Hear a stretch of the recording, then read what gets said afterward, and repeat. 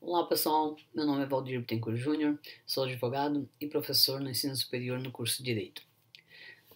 Vamos continuar hoje com a nossa aula e nós vamos falar hoje sobre princípio do direito do trabalho. Então, o que seriam os princípios? Tá? Princípio, nesse material que eu enviei para vocês podem estar acompanhando ali, eu vou fazendo a leitura e vou explicando para vocês. Tá? Princípio a gente pode conceituar que são o começo, o início, o primeiro momento da existência de algo, causa primeira, aquilo que serve de base para alguma coisa. Tá? Então eu vou trazer principalmente o conceito do Maurício Coutinho Delgado. Ele diz ali que princípio são proposições fundamentais que informam a compreensão do fenômeno jurídico. São diretrizes centrais que se inferem de um sistema jurídico e que, após inferidas, a ele se reportam informando. E aí eu coloquei ali no material também a sugestão da leitura da parte dos princípios da Folha, né, da Folha Bonfim-Casar.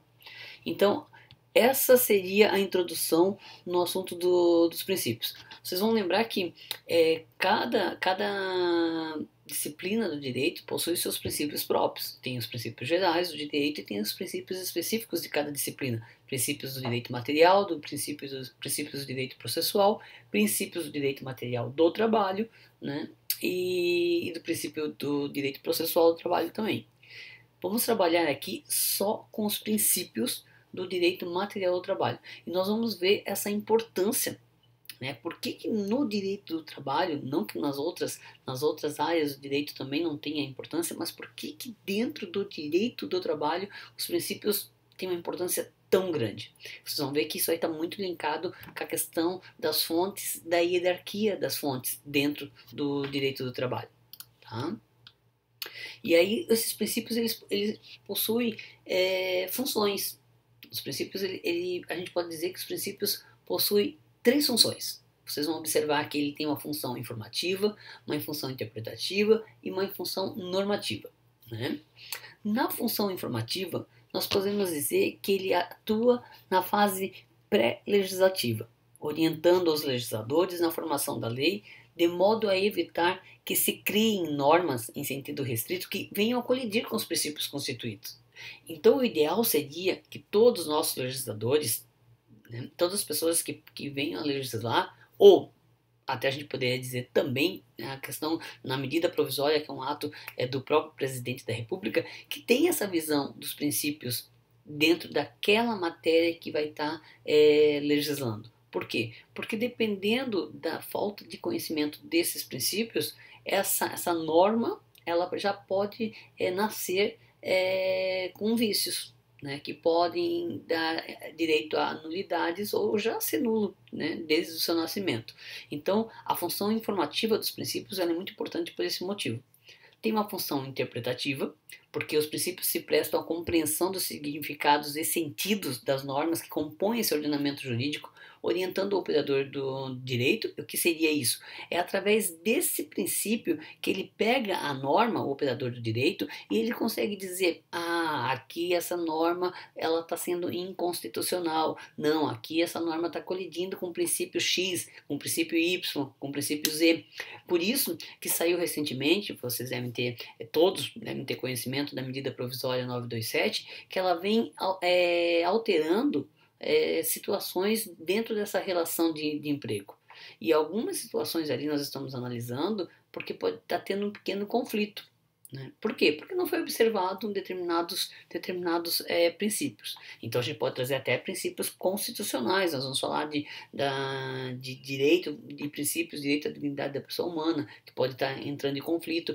A ideia do princípio é que ele, como ele tem força dentro do mundo jurídico, é que ele venha andando em consonância, em acordo, né, com todos os demais princípios. E tem a função normativa.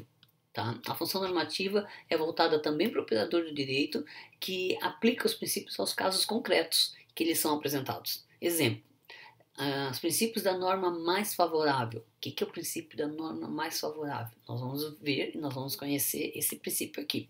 tá? Quando houver duas normas confrontantes a serem aplicadas no mesmo caso. Então, puxa, eu tenho uma, duas, três situações diferentes para ser aplicada no mesmo caso. Eu vou usar, nesta relação do direito do trabalho, o princípio da norma mais favorável. Isso me dá o direito, a garantia de, como operador, aplicar a norma que venha a ser mais benéfica para o trabalhador.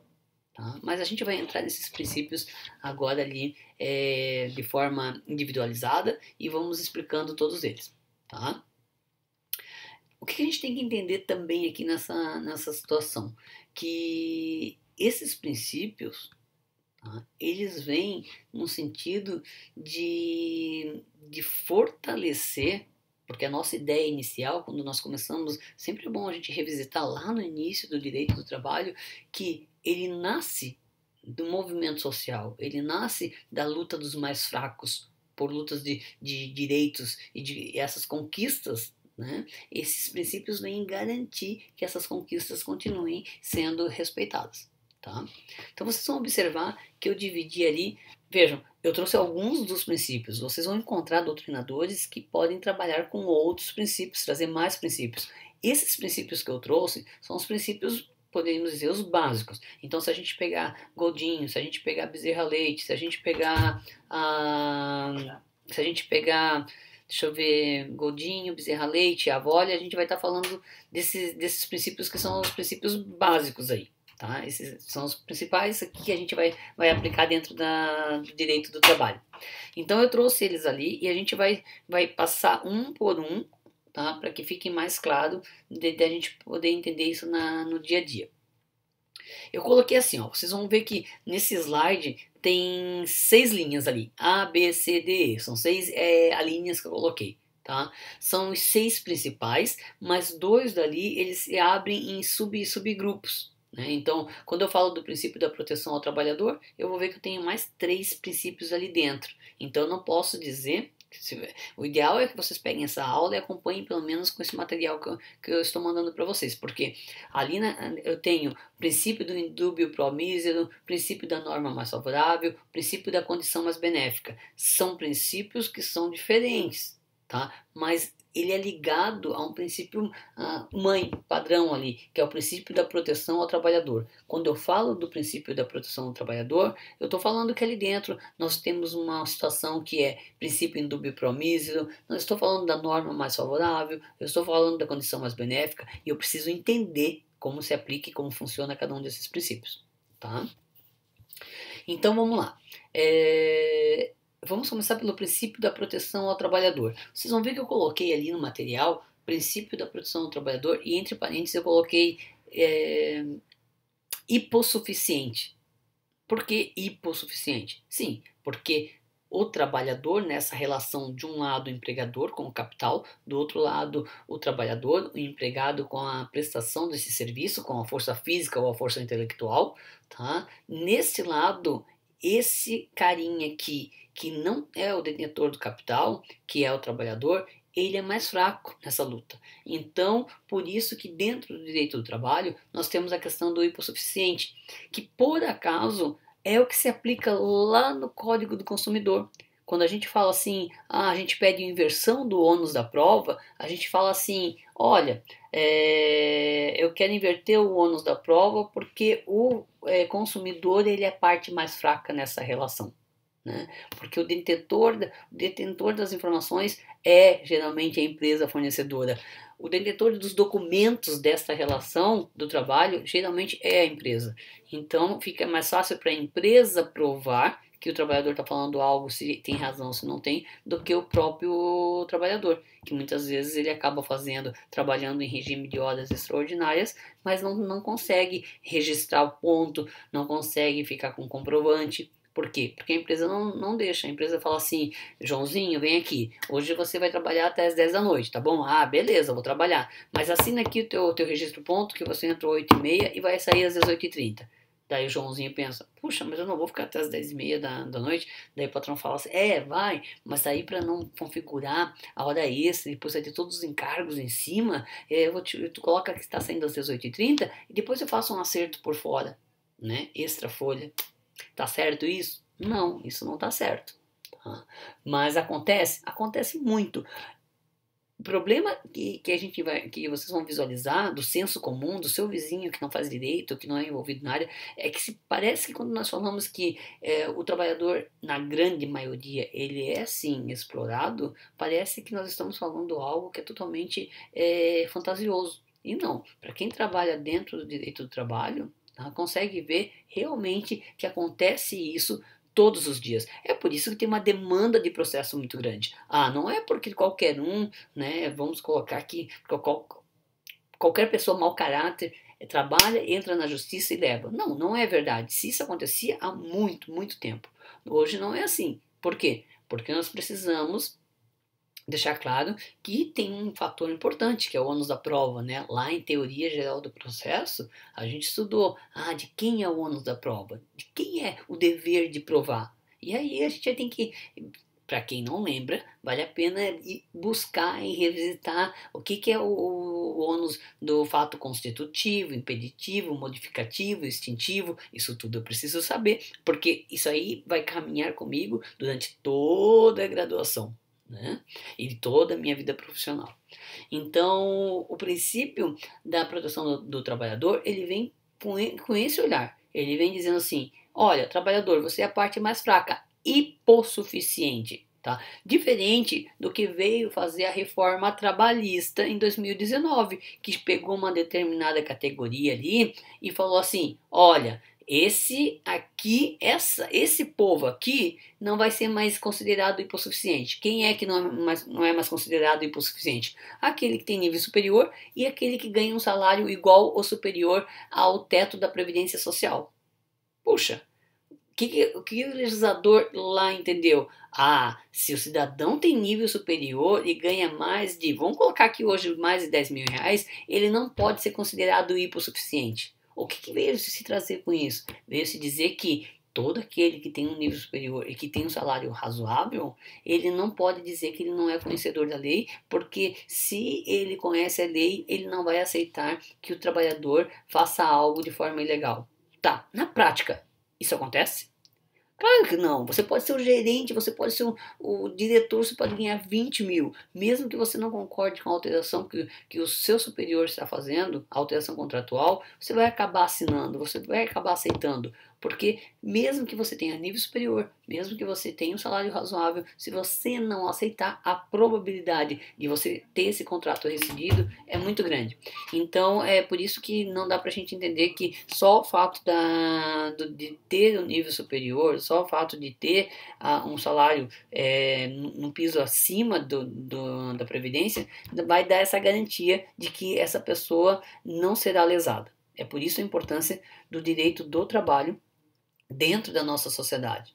E por isso que tem tanta crítica no sentido, vamos extinguir a justiça do trabalho, vamos retirar a justiça do trabalho. Por quê? Porque é uma justiça ainda mais célere, as coisas acontecem com uma velocidade muito mais rápida do que a justiça comum, né? E porque é o que garante realmente o direito ainda para algumas pessoas.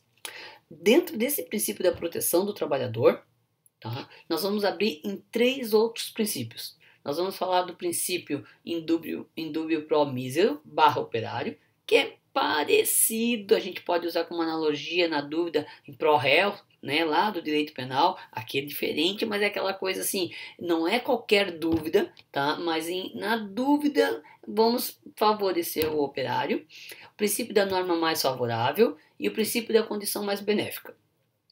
Quando a gente fala desse princípio do indubio pro misero aqui, que a gente fala assim, se houver dúvida, nós estamos falando do direito material, porque nosso estudo é do direito material. Então a gente não pode pensar aqui que a gente está falando assim, e lá no direito processual, se a pessoa não trouxe a prova, caberia a ela fazer a prova, se deixar com dúvida, isso vai favorecer o reclamante? Não, é diferente. Matéria processual é uma coisa, matéria do direito material é outra. Isso tem que ficar bem claro, tá? Nós estamos falando dos princípios dentro do direito material. Processo, ônus de prova, vai lá para o processo. Cada um tem o seu ônus. O autor tem o ônus da prova, o requerido tem o seu ônus também lá da prova. Tá? Mas era para o autor trazer o ônus da prova e não trouxe? Não foi invertido esse ônus da prova? Se o juiz não deferiu a inversão do ônus da prova? vai, infelizmente, perder o processo porque é da sua responsabilidade e não trouxe. Tá? Aqui eu estou falando no caso na dúvida do direito material.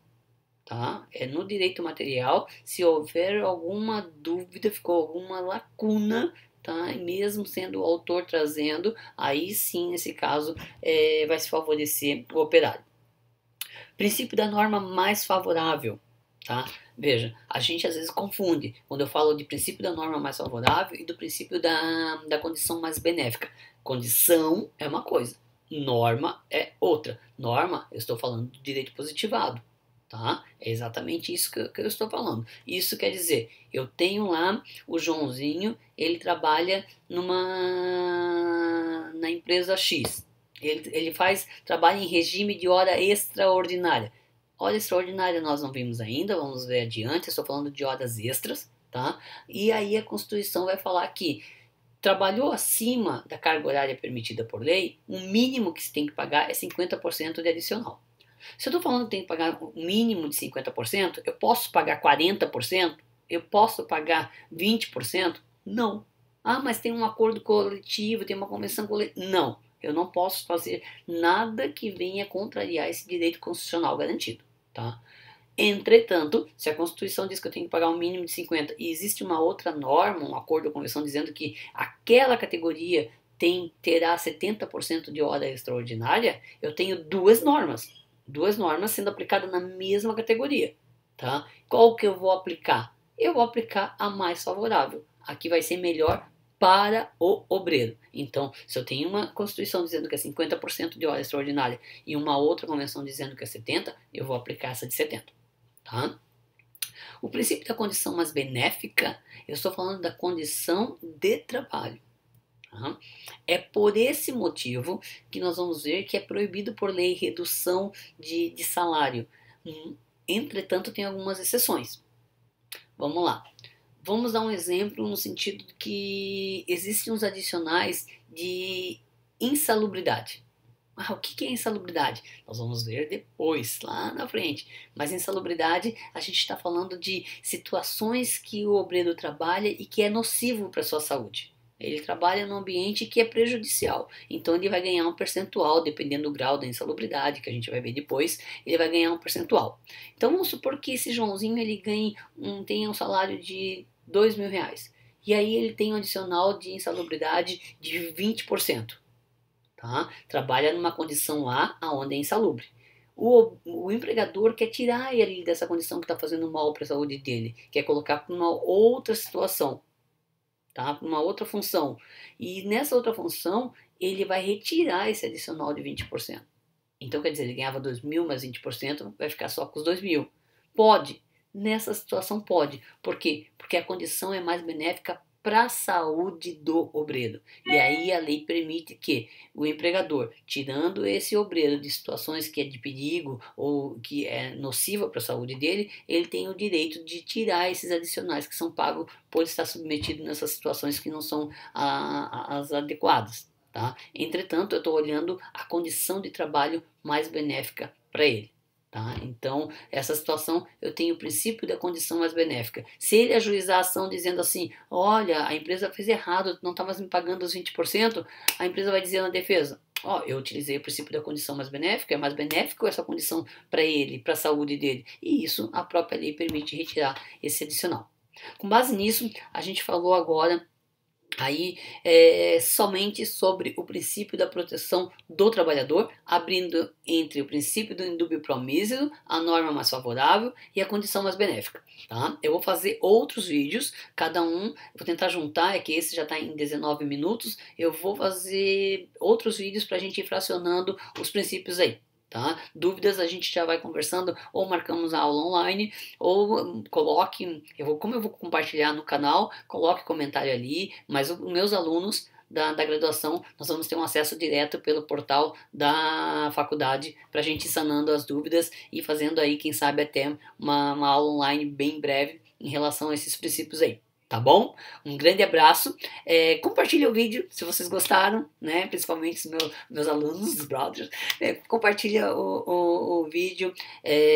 Peça para o pessoal se inscrever no canal aí, que a ideia é que a gente consiga construir aí um canal que possa auxiliar bastante a área acadêmica e a sociedade em geral aí. Tá bom? Um grande beijo para vocês e até daqui a pouco.